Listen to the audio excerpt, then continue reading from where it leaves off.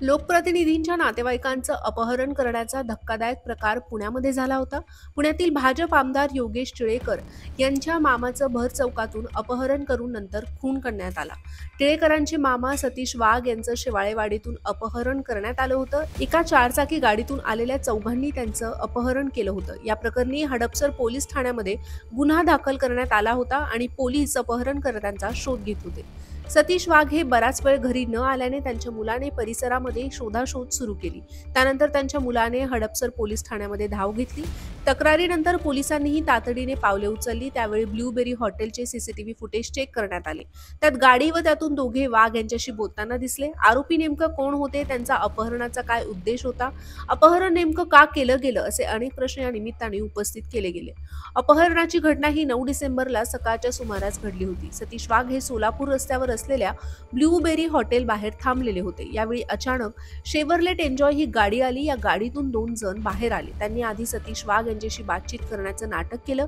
त्यांनी सतीश वाघ यांना काहीतरी विचारपूस करण्याचं नाटक केल्याची शक्यता आहे. त्यानंतर त्यांनी बळजबरीने सतीश वाघ यांना गाडीमध्ये बसवलं. यानंतर ते सतीश वाघ यांना एका अज्ञात स्थळी घेऊन गेले. आरोपी नेमकं कोण होते, त्यांचा सतीश वाघ यांचे अपहरण करण्यामागे काय उद्देश होता, त्यांनी सतीश वाघ यांचं अपहरण नेमकं का केलं, असे अनेक प्रश्न उपस्थित केले जात होते. आणि त्यातच एक धक्कादायक माहिती अचानक समोर आली.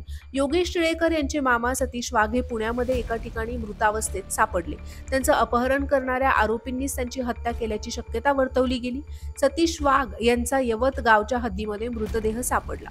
पोलीस घटनास्थळी दाखल झाले. या घटनेमुळे पुण्याच्या राजकारणामध्ये मोठी खळबळ उडाली. सतीश वाघ यांच्या हत्येसह संपूर्ण प्रकरणामध्ये आतापर्यंत 5 जणांना अटक करण्यात आली होती. त्यानंतर आता सतीश वाघ यांची पत्नी या संपूर्ण हत्याकांडाची मास्टरमाइंड असल्याचं समोर येतंय. दरम्यान पोलीस अजून कसोशीने तपास करतायत. सतीश वाघ यांच्या घरी भाडेतत्वावर राहणाऱ्या अक्षय जावळकर याने पवन, नवनाथ, विकास व आतिश यांना 5 लाख रुपयांची सुपारी देऊन वाघ यांचा खून केल्याचं प्राथमिक तपासामध्ये उघडकीस आलंय. सतीश वाघ आणि अक्षय यांच्यामध्ये वाद झाले होते. अक्षय यांची मोहिनीशी जवळीक खटकल्याने वाघ यांनी जावळकराला खोली सोडून जायला सांगितलं होतं. त्यानंतर वाघ यांच्या जाचाला कंटाळून मोहिनीने अक्षयला पतीचा काटा काढायला सांगून 5 लाख रुपयांची सुपारी दिली.